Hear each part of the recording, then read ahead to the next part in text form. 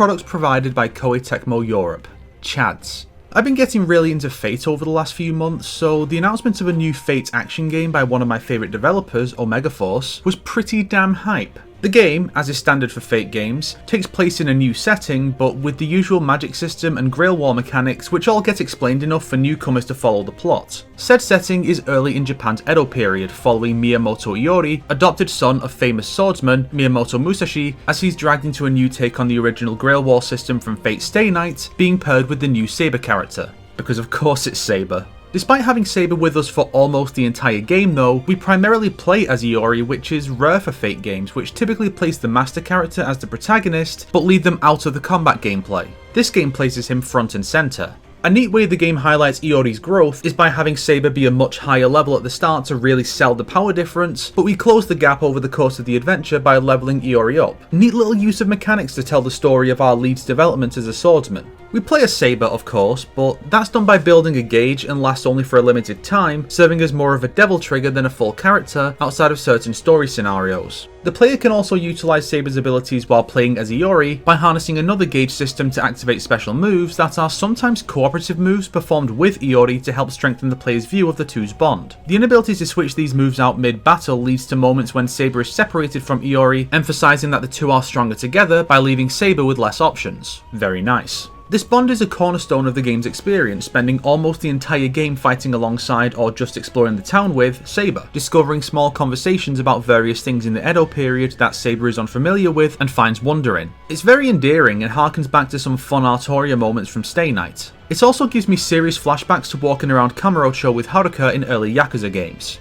In fact, the game's overall structure is very Yakuza, a fact dragged into sharp focus by Yakuza's own Edo period spin-off receiving a remake earlier this year. Aside from optional fights being relegated to back alleys the player has to seek out instead of Yakuza's trademark wandering thugs, the structure is basically the same as Yakuza games. Explore a few small town areas, engaging in side quests, optional battles and challenge lists, while also using shops to prepare for the next main encounter. The character progression is done with a similar system to the orb type a number of Yakuza entries use. It uses those event type cutscenes most Japanese games use these days, which tend to feel very stilted when depicting anything more complex than a conversation where everyone stands in place. The story gets put on hold multiple times to make the player deal with some totally irrelevant shenanigans that are just there to set up side content. At least one of the endings has you advance up a tower like most Yakuza finales, and it even does the recaps at the start of new chapters. The biggest difference is that I found this game's combat a lot more fulfilling than most of the latest Yakuzas. The mechanics here are like a small-scale Musou game, using that style of attacks and combos against huge crowds but in smaller environments.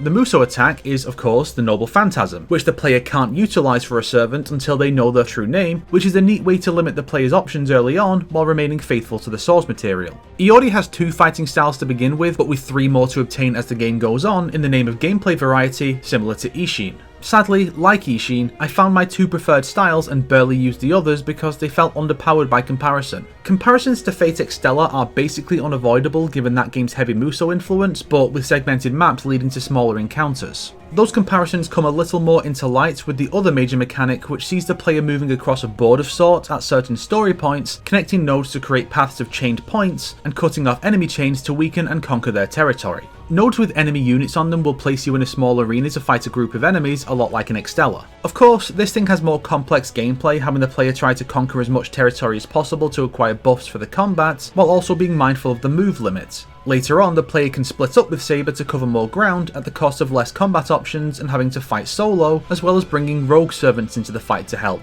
Rogue servants are a set of 8 additional servants, one of each cardinal class plus a ruler, who reside within certain districts. The player will encounter these characters over the course of the story and may end up fighting against or alongside them. Through doing side quests for these servants, the player can learn more about them, acquire new abilities for them, and even obtain some of their techniques for Iori. This is where most of the returning servants are encountered, so as to allow the main cast to mostly be brand new. I do wish the returning cast were a bit less common though. I love Ku, but I don't need him in every Fate story. Same with Gilgamesh and Tamamo. We really can't get like Penthesilea or Boudica instead. I'd love to see characters like that get to be presented in this game's art style because it is wonderful. Cel-shaded anime styles tend to look better than photorealism, and that's another advantage this game has over Ishin. It's maybe the best looking Fate game yet, and manages to look consistent with the larger franchise, while also looking distinct in certain ways. Like the rather large hands and feet that can be a little distracting at times. When presenting the dreams of Saber's past, the game utilises a traditional style of Japanese art that transitions into the Fate style to tell the story, and it really helps to sell the game's strong Japanese focus. It reminds me a lot of Fate-type Redline, the manga set in a World War II Tokyo with primarily Japanese servants.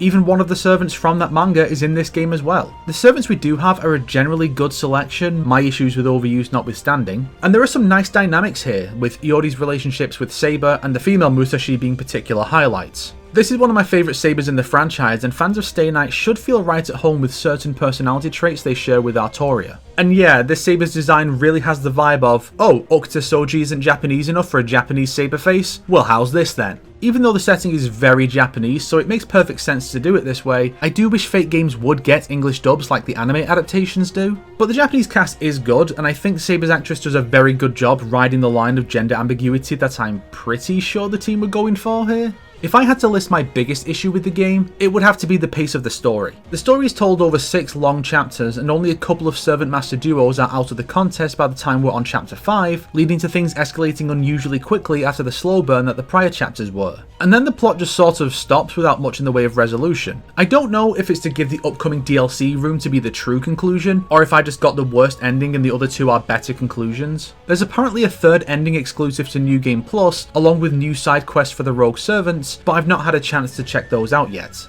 Fortunately, New Game Plus does let you skip right to chapter 2 to get back into the action quicker, and the dialogue fast forward option apparently will stop when it reaches new dialogue like any good visual novel would. Would I recommend this game? For Fate fans, absolutely. The story isn't exactly groundbreaking since it follows a lot of the same kinds of beats you see in most Fate stories, but the new cast are enjoyable enough that I want to see the other outcomes and learn more about the ones that got shortchanged in the route I went down. For non-Fate fans, I think it does a good enough job of explaining the ideas and systems of the setting that newcomers can follow along, but you will obviously get more out of it if you're familiar with Stay Night and the basic concept of female Musashi from Grand Order. Either way, if you're looking for a cool samurai game and Ishin's decade-old mechanics just didn't quite do it for you, this is a good alternative. I'm looking forward to being free of other current releases so I can go back and explore the other options the game presents, and then to give the DLC a go when that drops. And I'm curious to see how these newcomers will fit into future Fate titles as well. I fully expect Iori to make it into Grand Order as a pseudo-servant host for male Musashi. And if that statement makes no sense to you, don't worry, because the game doesn't go that deep into Fate lore. You're safe. Grand Order isn't real. It can't hurt you. If you liked this video, why not subscribe and support me on Patreon like these fine people here? If not, then make sure to share it with your enemies so they can suffer along with you. Today's recommended video is The Real World Masters of Samurai Remnant by Klidge, because I didn't know pretty much all the masters in this game were real people as well. One of the benefits of historical settings, eh?